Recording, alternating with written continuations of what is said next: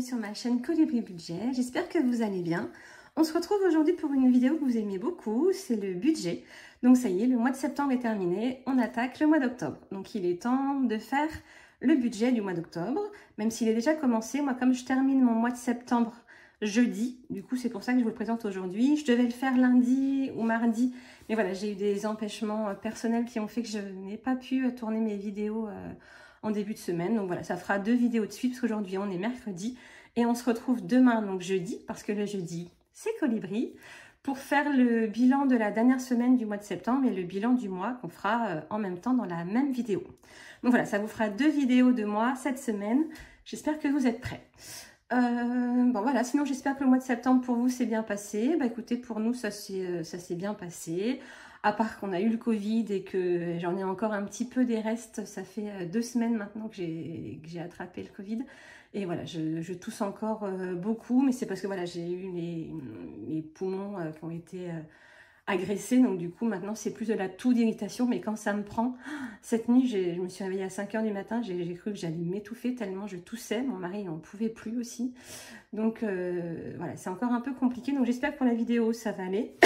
Mais vous voyez, quand je parle, hop, ça repart. Mais je couperai au montage si jamais la toux venait à arriver.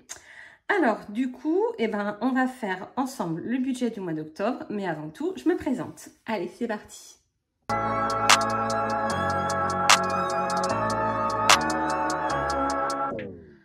Alors, donc moi, je suis Vanessa, j'ai 45 ans. Je suis mariée. Nous avons à la maison 3 enfants. Oh, je m'excuse, vous voyez, dès que je parle, j'ai la toux qui arrive. Vraiment, je m'excuse. Donc, mon mari est salarié. Moi, je suis chef d'entreprise. Je travaille à mon domicile. J'ai plusieurs activités. Nous avons 3 adolescents qui vivent avec nous. Donc, j'ai ma fille qui a 18 ans, un garçon de 16 ans et mon plus jeune qui a 13 ans. Pendant les vacances scolaires, nous avons la fille de mon mari qui vient passer quelques jours. Concernant notre habitation, nous sommes propriétaires de notre maison, donc on a même 2 maisons actuellement puisqu'on vient de faire construire et on a notre ancienne maison pour laquelle nous avons une mise en vente. Donc pour la première maison, on n'avait pas de crédit immobilier. On a fait un prêt relais et un crédit immobilier pour faire la deuxième qu'on remboursera une fois qu'on aura vendu la première maison. Donc elle est en vente depuis 1 mois ou 2, on a quelques visites, mais pour l'instant ça n'a rien donné. Puis là on va rentrer dans une période où voilà, l'automne, l'hiver, c'est vraiment pas la saison pour vendre une maison. Mais voilà, c'est tout, c'est comme ça. Donc tout ça pour vous dire que donc pour la nouvelle maison, on a un prêt immobilier, on a du coup 2 assurances habitation, on a 2 factures d'électricité, on a plein de choses en double du fait qu'on a ces 2 maisons. Ensuite, concernant les voitures, mon mari et moi, on a une voiture avec nos entreprises, donc on n'a pas de charge pour ces voitures-là. On a juste une 3e voiture qu'on utilise pour nos déplacements personnels et pour les vacances. Voilà, moi j'ai une voiture électrique, donc ça impacte forcément la consommation électrique de la maison. Et puis voilà, on a 2 chiennes qui ont 13 ans et 11 ans. Et puis écoutez, je pense que c'est tout. Si jamais de toute façon je repense à d'autres choses, je vous le dirai au fur et à mesure de la vidéo. Donc là, on est parti pour faire le budget. Oui, c'est ça, le budget. Allez, on est parti.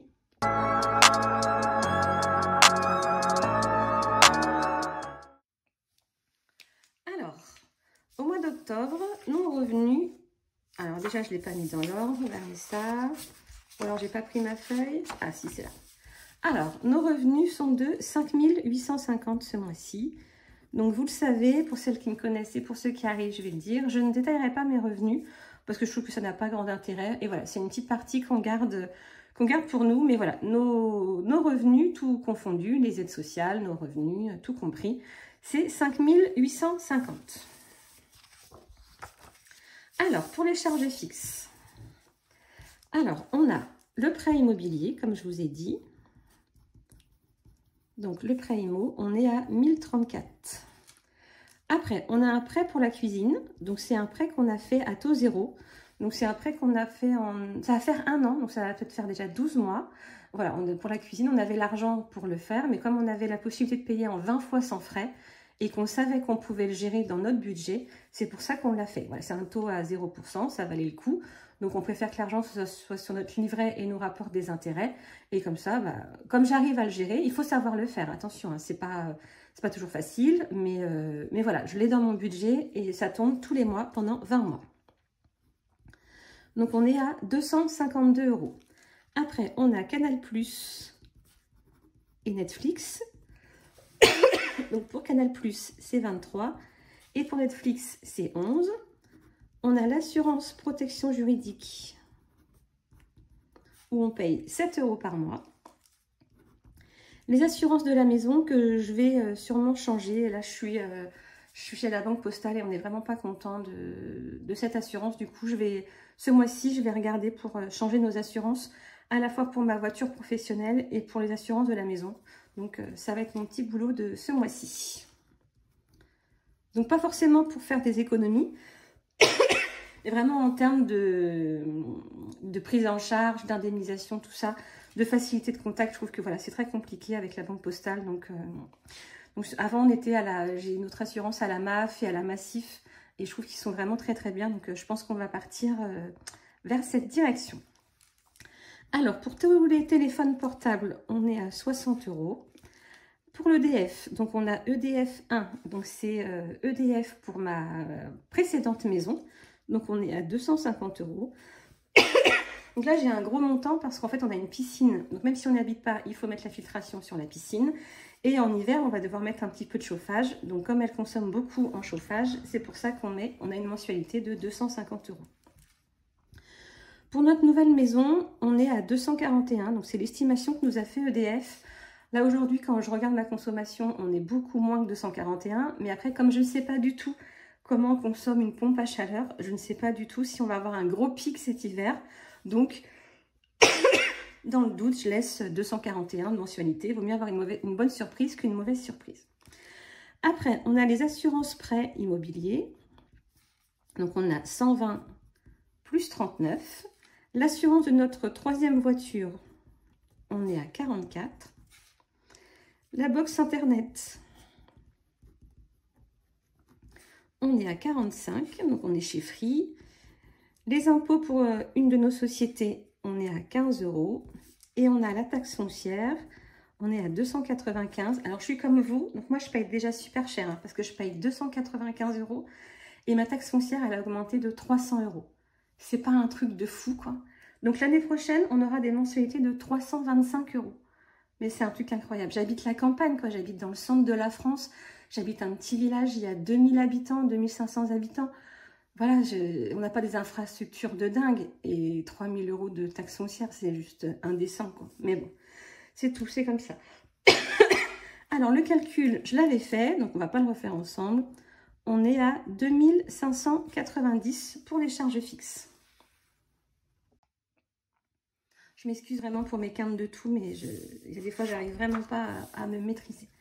Alors, pour les charges variables, on a une facture de télépéage que j'estime à 150 €. Et on a les repas en CB, donc c'est les repas du midi pour mon mari qui mange à l'extérieur. Donc on est à 200 € sur le mois, c'est 50 € par semaine. Donc ça nous fait un total de charges variables de 350 €. Ensuite, pour les enveloppes, donc j'ai pas beaucoup d'enveloppes moi.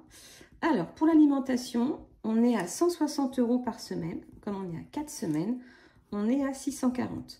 Donc moi, l'alimentation, c'est tout ce qu'on achète au supermarché.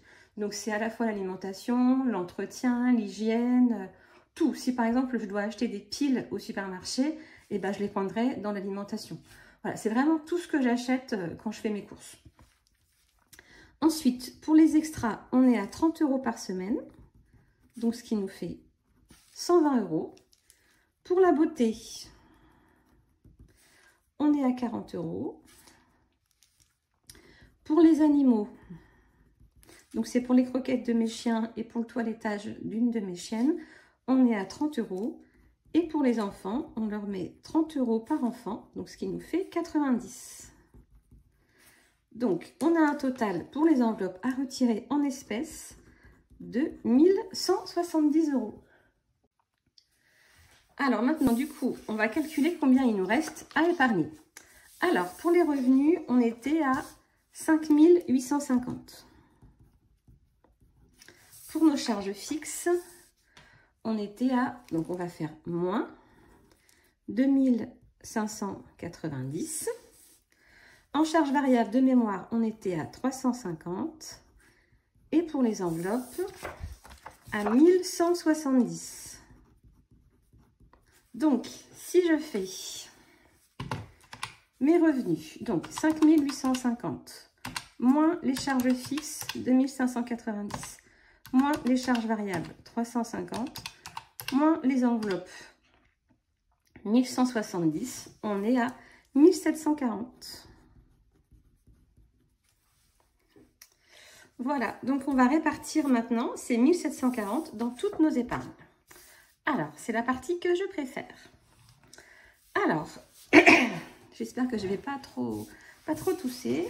Je ne suis pas très bien centrée, je vais me décaler un petit peu. Alors, pour les épargnes, pour les animaux, donc là j'ai changé l'ordre de mes épargnes puisque vous savez, comme maintenant j'ai 3 classeurs, j'ai repris mes épargnes dans l'ordre de mes classeurs, ce sera beaucoup plus simple pour moi pour les suivre. Alors, pour les animaux, j'ai décidé, ce mois-ci, je ne mets rien. Voilà, comme j'ai mon petit défi avec mes cartes à gratter d'animaux, ça suffit, j'en ai pas besoin de plus pour l'instant. Voilà, il faut faire des choix et donc j'ai décidé ce mois-ci de ne rien mettre dans l'enveloppe animaux. Ensuite, les frais d'avocat. Donc, c'est principalement pour la procédure de liquidation patrimoniale de mon mari, de son précédent mariage, qui dure depuis 15 ans, qui nous coûte une blinde en avocat. Mais bon, voilà, c'est tout, c'est comme ça. Et là, comme on est en plus en procédure avec des artisans pour notre maison, cette enveloppe, on va en avoir besoin. Pour le collège et lycée, moi je marque que collège, je vais mettre 27 €. Donc là, j'ai payé les... Voilà, je ne sais plus comment ça s'appelle, quand c'est les enfants à l'école primaire, c'est la coopérative. Mais là, c'est pour la maison des lycéens. Et puis, je ne sais plus pour mon fils au collège, comment ils appellent ça. La maison, le foyer, je crois. Donc voilà, il faut donner 5 ou 10 €. Il va bientôt y avoir les photos. Donc cette enveloppe va servir pour ça. Contravention, je mets 10 € tous les mois. L'entretien de la voiture. Je crois que l'année prochaine, on va devoir faire le contrôle technique. Donc, il va falloir que je mette un petit peu dans cette enveloppe parce que même si c'est une voiture avec laquelle on ne roule pas, il y a toujours des frais quand on fait un contrôle technique, quand la voiture n'est pas neuve. Donc, il faut que j'en mette un petit peu. Il vaut mieux en prévoir trop et avoir de l'épargne d'avance que se payer une grosse facture et pas avoir l'argent. Pour le fonds de secours, je mets 50 €. Pour les impôts, donc je mets 298. Parce qu'en fait, comme on a des sociétés, c'est pas prélevé, c'est pas retenu à la source forcément. Donc du coup, c'est pour ça qu'il faut que je prévoie beaucoup pour avoir ce qu'il faut quand ça va être prélevé. Donc 298. Pour le permis de conduire de mes enfants, je mets 40 €. Donc ça, c'est pour mon classeur à long terme. Après, j'ai mon classeur pour la maison. Le canapé. Alors ça y est, on a acheté notre canapé. On l'a payé en 4 fois sans frais. Et figurez-vous que j'avais pas assez dans mon épargne. Je fais un petit clin d'œil à Elodie, parce que quand je lui ai dit que j'avais enfin trouvé mon canapé, elle me dit « Ah bah super, j'espère que tu as eu assez dans ton épargne avec tout ce que tu as mis. » Eh ben non Elodie, j'ai pas eu assez. Donc je continue encore à en mettre. Mais donc du coup, je mets 150 €. Donc on a acheté un canapé qu'on a payé en 4 fois sans frais et on va payer 540 € par mois pendant 4 mois. Donc voilà, c'est un canapé qu'on a payé 2180. Déjà, il était à 2000 et on avait 180 € de frais de livraison. Donc j'ai payé en plus pour qu'il l'installe. Parce que comme nous, on n'a jamais de chance, je me dis, ils vont me livrer le canapé, il va y avoir un truc qui ne va pas, le transporteur, il sera reparti. Et moi, je vais devoir me démerder avec mon canapé. Donc là, au moins, pour 20 € de plus, il l'installe. Et s'il y a un problème, hop, ils repartent avec. Donc du coup, je continue à mettre dans mon épargne canapé. Entretien de la chaudière, ce que je mets à 0, je ne vais pas le noter. Entretien de la chaudière, je ne mets rien. Pour l'eau, j'avais déjà un gros montant, donc c'est pareil ce mois-ci, on n'a rien mis. Pour l'EDF, c'est pareil, je ne mets rien ce mois-ci. Pour l'électroménager, on met 30 €. L'entretien du jardin, je ne mets rien ce mois-ci. Pour la maison, donc c'est tout ce qui est décoration de maison, c'est pour si on doit mettre quelque chose dans le jardin. C'est vraiment tout ce qui touche à la maison dans sa généralité. Donc on met 170 €. L'entretien de la piscine, parce qu'on va bientôt avoir l'hivernage. Donc du coup, je mets 29 €. Pour la santé, donc j'étais en déficit, je ne sais pas si vous vous souvenez, je vais revenir dessus parce qu'on m'a posé la question. J'étais en déficit parce que j'ai dû avancer 250 € pour l'orthodontiste de mon fils. Alors, pour refaire l'historique de l'orthodontiste de mon fils, pourquoi on a dû avancer des frais et qu'on sera remboursé que dans un an? Mon garçon avait terminé, donc voilà, il avait eu des bagues pendant 2 ans, donc il les avait retirées, donc tout était terminé. Et une fois qu'on a retiré l'appareil dentaire, on a ce qu'on appelle 1 an de contention. Donc en fait, ils ont une gouttière à mettre pendant la nuit, il y a un fil de contention qui est posé sur les dents et qu'on enlève une fois qu'on a retiré les dents de sagesse. Donc ça, il retire son appareil dentaire mi-juillet. Et quelques jours après avoir retiré son appareil dentaire, mon garçon a eu un grave accident de vélo. Et il a cassé, entre autres, parce qu'il a eu d'autres soucis, il s'est cassé 3 dents. Donc voilà, donc les dents, on les a refaites fin août. Mais une fois que les dents étaient reconstruites, je me suis rendu compte que ses dents avaient bougé. Donc on est retourné chez l'orthodontiste et effectivement, ça avait bougé. Donc pas grand-chose, hein, mais voilà, c'était embêtant d'avoir fait un traitement orthodontiste depuis qu'il a 6 ans. Ça faisait 7 ans qu'il avait des appareils pour finalement que les dents, elles soient pas nickel. Donc du coup, ce que l'orthodontiste lui a fait, elle va pas lui reposer des bagues parce que vraiment, il n'y avait pas grand-chose. Donc, elle lui a proposé des aligneurs. Donc, c'est un, je sais pas si c'est souvent on parle d'un Visalign, un Visiline, je sais pas comment ça s'appelle. C'est comme une gouttière, c'est un truc transparent qu'on met, comme un dentier transparent qu'on met sur les dents et qui font bouger un peu les dents. Donc, il a ce traitement-là pendant 6 semaines. Mais ça a un coût pour l'orthodontiste de fabriquer ces petits appareils en fait. Donc, c'est pour ça qu'elle m'a demandé d'avancer les frais. Parce qu'en fait, la dernière année de contention, elle coûte 250 €, mais on la paye à la fin de la première année, donc dans un an, puisqu'il venait juste d'arrêter son traitement. Donc, elle m'a demandé de lui avancer les 250 € parce qu'elle a eu des frais pour faire ces petits aligneurs. Donc, du coup, j'ai avancé les 250 € qu'elle m'a mis, elle, pour la sécu sur l'année de contention, mais qui me sera remboursée quand elle va le facturer à la sécu dans un an. Voilà, j'espère que je suis claire. Comme on m'a posé la question en commentaire, pourquoi j'avançais l'orthodontiste et que j'étais remboursée que dans un an. L'expliquer par message, c'était trop long, donc j'espère que j'ai été claire. Donc c'est pour ça que j'étais en déficit sur la santé. Et puis j'ai mis un gros montant parce que, voilà, vous savez que pour moi la santé physique est importante, mais la santé mentale aussi. Et voilà, et donc je vais retourner avec un de mes enfants voir la psychologue. Voilà, on en a besoin tous les deux.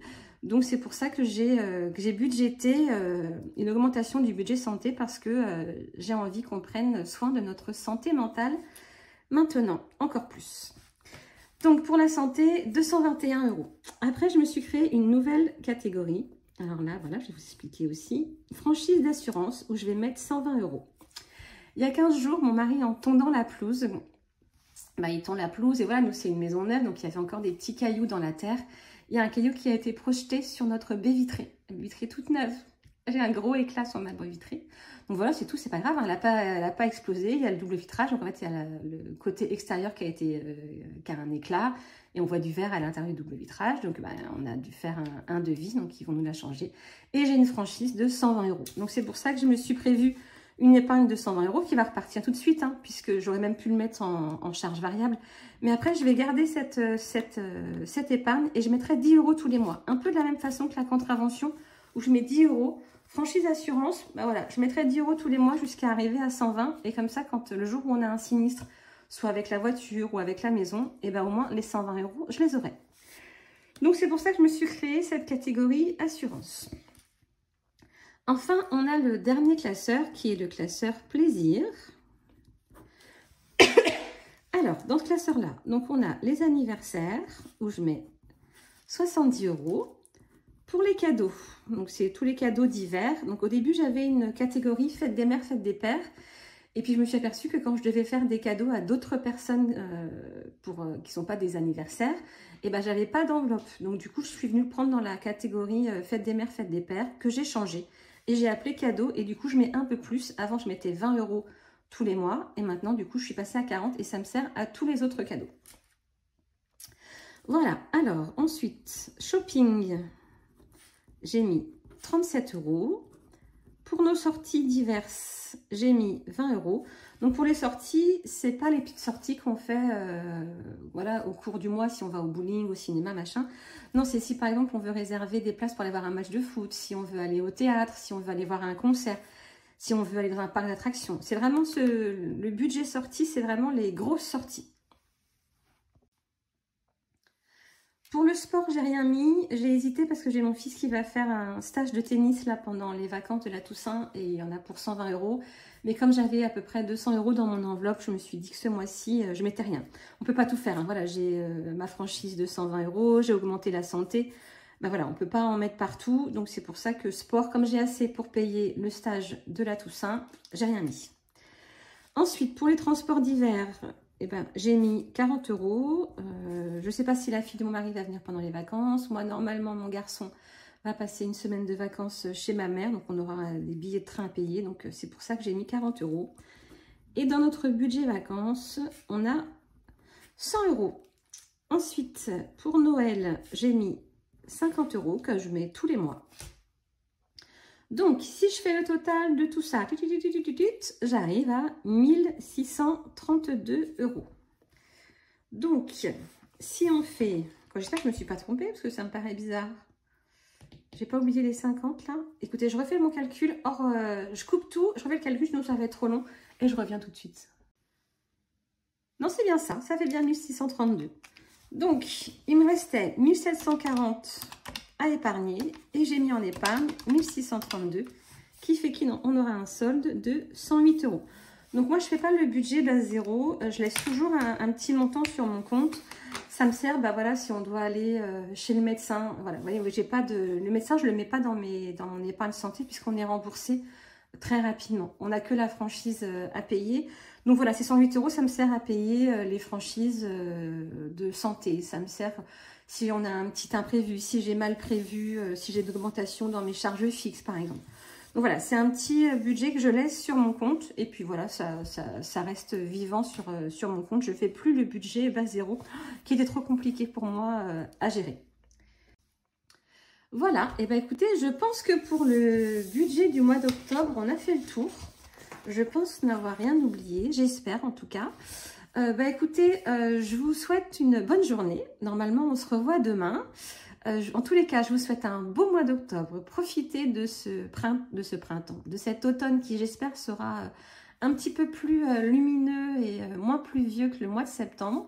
J'espère qu'on pourra bien en profiter parce que voilà, c'est vrai qu'on n'a pas eu un beau mois de septembre et moi j'aime bien l'arrière-saison, c'est des belles couleurs, tout ça. Donc j'espère vraiment qu'il fera beau, pas trop froid. Et puis voilà, donc je vous souhaite un beau mois d'octobre. Je vous souhaite une bonne semaine si on ne se retrouve pas demain. Sinon, je vous dis à demain. Prenez soin de vous, prenez soin de votre budget. À très vite. Bisous.